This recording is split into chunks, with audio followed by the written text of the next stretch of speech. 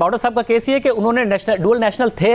मगर बताया नहीं था, उस वक्त तक उनकी नेशनलिटी खत्म नहीं हुई थी, इसलिए सादिक और अमीन के क्राइटेरिया पर पूरे नहीं उतरते, गलत बयानी की। मगर उनके वकील कह रहे हैं कि ये जो है सदा मौत के बराबर है किसी सियासी के किसी को लाइफ टाइम बैन कर दिया जाए। नहीं, उनका जो हाईकोर्ट ने व्यू लिया वो इसलिए था कि सुप्रीम कोर्ट का एक जजमेंट था जिसमें सुप्रीम कोर्ट ने कहा था कि एफिडेविट फाइल किए जाएंगे, और एफिडेविट अगर सच्चा नहीं है तो फिर 62(1)(f) लगेगा या नहीं, वो एक सवाल है। तो वो सवाल बिल्कुल इस बात के बिल्कुल रेलेवेंट है कि अगर क्या सुप्रीम कोर्ट की जो डायरेक्शन पे अगर कोई एफिडेविट फाइल किया जाए वो ऐसा इलीगल मॉरली रिप्रेहेंसिबल कॉन्डक्ट है या इसके लिए कोई लॉ में और प्रोविजन दी है। मेरी ज़ाती राय है कि लॉ में अगर कोई झूठा एफिडेविट देता है उसके लिए एक स्पेसिफिक प्रोविजन मौजूद है, और जहाँ तक तौहीन अदालत है उसके लिए कंटेम्प्ट का लॉ मौजूद है। यहाँ सवाल ये है कि क्या डिफेक्शन करना एक ऐसी एक्टिविटी है कि जिसका टोटल कॉन्सिक्वेंस ये होना चाहिए कि आप डिसीट हों और उसके बाद सुरखरू हो के आप वापस आ जाएं, या ये ऐसी चीज़ है कि that should chase you for the rest of your life और rest of your political career, because 62(1) आज तक किसी केस में इस बात की तशरीह नहीं हुई है कि 63A जो है वो स्टैंड अलोन प्रोविज़न है या उसको 62 की जो रिस्ट्रिक्शंस के साथ पढ़ा जाएगा। तो हम सिर्फ उसकी तशरीह चाहते हैं। जहाँ तक आपने कहा कि किस मौके पर किया गया है, तो शाहजेब साहब मैं किसी पार्टी की वकालत नहीं कर रहा हूँ। ये इस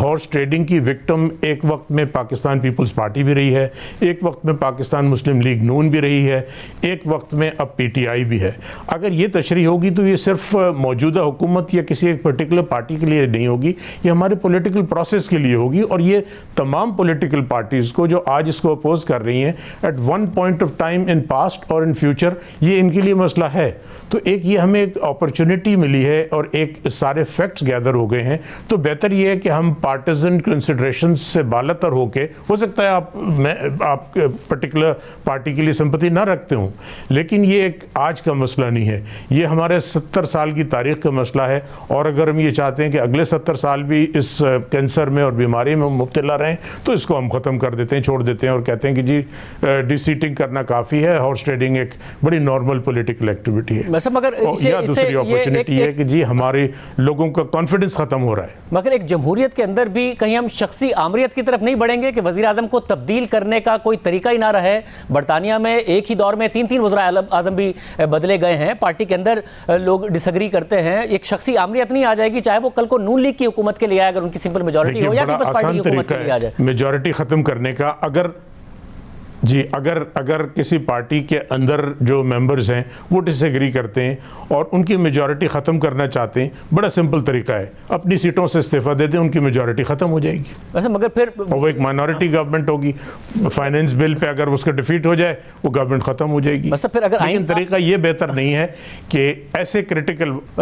सवाल फिर यही है कि अगर ऐसा होता तो आइन में वाज़े तौर पर ना लिख दिया गया होता कि जी नो कॉन्फिडेंस का एक ही तरीका है, और वो तरीका यह है कि आप पहले सीट छोड़ेंगे और उसके बाद जीत कर आएंगे। क्योंकि अगर एक एमएनए है वो अपने कॉन्स्टिट्यूएंसी से वोट लेकर आता है, उसके बाद वज़ीर आज़म को वोट देता है एक एजेंडे पर, उसको लगता है कि वज़ीर आज़म उस एजेंडे पर नहीं चल रहा, तो उसको बदलने का कोई तरीका कार ही नहीं है, उसको पार्टी ही छोड़नी पड़ेगी और पार्टी छोड़ने के बाद दोबारा इलेक्शन लड़ना पड़ेगा और उसके बाद वो वज़ीर आज़म के खिलाफ वोट दे सकता है। देखिए, जो आपने सवाल किया जो मुझे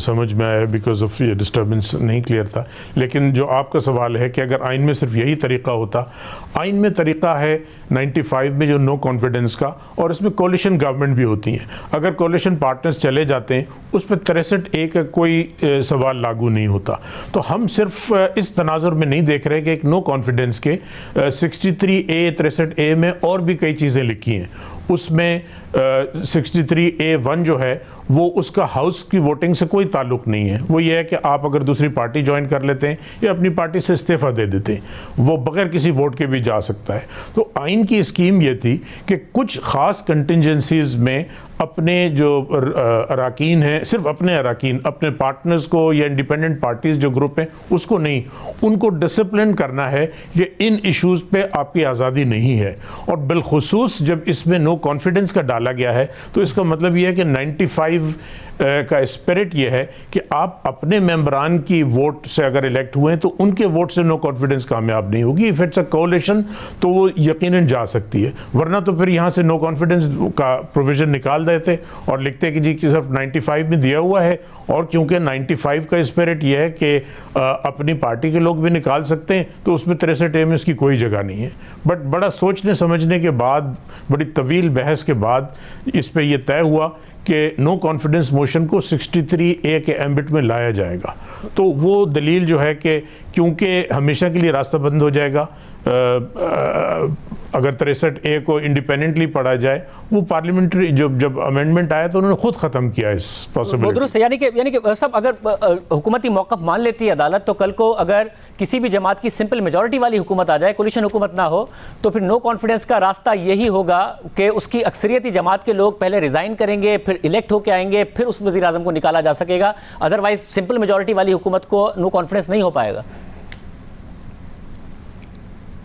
ये 63A की मौजूदगी में मेरे ख्याल में ऐसा ही है, वरना 63A जो है बिल्कुल मीनिंगलेस बन जाएगा। हाल ही में बलूचिस्तान में हुकूमती जमात के अरकान वज़ीर आला के खिलाफ अदम एतमाद लेकर आए थे, फिर इस वजह से वज़ीर आला को इस्तीफ़ा देना पड़ा, तो वहाँ पर भी फिर ये अप्लाई हो जाएगा, वज़ीर आला भी नहीं बदले जा सकेंगे? ये प्रिंसिपल अप्लाई करता है और ये चीज़ क्योंकि चैलेंज नहीं हुई, अब ये सुप्रीम कोर्ट के सामने ये मामला आया है, तो वो सुप्रीम कोर्ट इस पे दलाइल सुनने के बाद इसका फैसला करेंगे।